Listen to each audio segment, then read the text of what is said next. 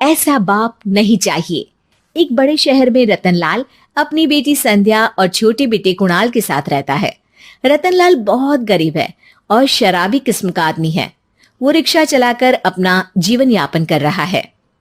रतनलाल एक अधेड़ उम्र के आदमी योगेश्वर को कभी कभी अपनी रिक्शा से मार्केट या मंदिर छोड़ता है और कभी कभी बाजार से उसका सामान भी ले आता है।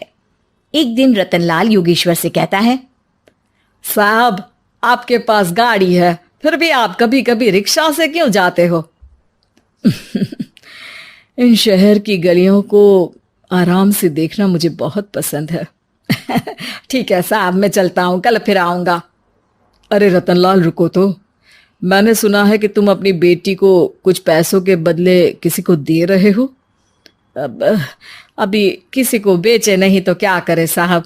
एक छोटा बेटा है, उसको पढ़ाना भी है, उसकी देखभाल भी करनी है, और अगर मैं बेटी को घर में रखूंगा तो उसकी शादी कैसे करूंगा साहब।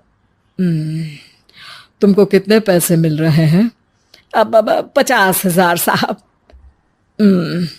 देखो, मैं तुमको पूरे 20 लाख रुपए देता हूँ। तुम अपनी बेटी संध्या को मुझे दे दो। हैं? 20 लाख? धन्यवाद साहब, धन्यवाद। मैं कल ही उसे आपके पास छोड़ जाऊंगा साहब। अगले दिन रतनलाल संध्या को हमेशा के लिए योगेश्वर के यहाँ छोड़ आता है और बदले में 20 लाख रुपए लेकर घर आ जाता है। रतनलाल जिंदगी में पहली बार इतने पैसे पाकर बौखला गया। उसने एक अच्छा घर लिया। कुणाल, अब हमें कोई चिंता नहीं है, तू अब अच्छे से पढ़, खूब मन लगाकर पढ़ाई करना। पापा, मुझे पढ़ाई करना अच्छा नहीं लगता। अरे तूने अगर ज्यादा बकवास की ना तो बहुत मारूंगा।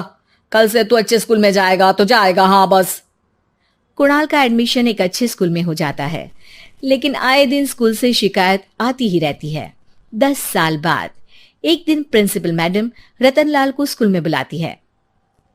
रतनलाल, आपका बेटा कुणाल बहुत आवारा हो गया है और ये बिल्कुल भी पढ़ाई नहीं करता है, बल्कि उसका दिमाग गलत कामों में जा रहा है। अब मैं उससे बात करूंगा मैडम। ठीक है, आज ये आखिरी मौका है, अगली बार तो मैं उसे स्कूल से ही बाहर निकाल दूंगी। रतनलाल घर आ जाता है और कुणाल से कहता है, कुणाल बेटा, मैं तुम्हारे ऊपर इतना पैसा लगा रहा हूं, फिर भी तुम स्कूल में सही से क्यों नहीं पढ़ते हो? आप तो रहने ही दीजिए, मैं सब जानता हूं कि ये पैसा कहां से आया है। और वैसे भी अब ये पैसा मेरा है, मेरा जो भी मन होगा मैं करूंगा। आज के बाद मैं कभी स्कूल नहीं जाने वाला। रतनलाल को अपनी बेटी की याद आती है और वो रोने लगता है। 5 साल बाद कुणाल एक दिन एक लड़की को शादी करके घर ले आता है। पिताजी, ये मेरी पत्नी है स्वीटी। तुमने शादी कर ली? हाँ, शादी कर ली मैंने, दिखाई नहीं दे रहा? और अब से आप फिर से कमाना शुरू कर दो, बहुत बैठ कर खा लिया।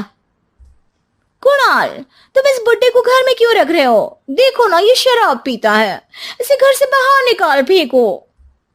अरे स्वीटी, ये मेरे पापा है, कैसे बाहर निकाल दूं? और वैसे भी घर में कोई तो चाहिए ना काम करने वाला, नौकर समझ कर रख लो। इस बुड्ढी को तो घर से बाहर निकाल कर ही रहूंगी मैं कब तक इसके लिए खाना बनाऊंगी?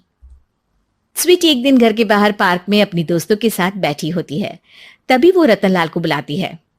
पिताजी, मेरे कमरे में मैं अपना फोन छोड़ आई हूं, जरा ला कर तो देना। हाँ जरूर, अभी लेकर आता हूँ।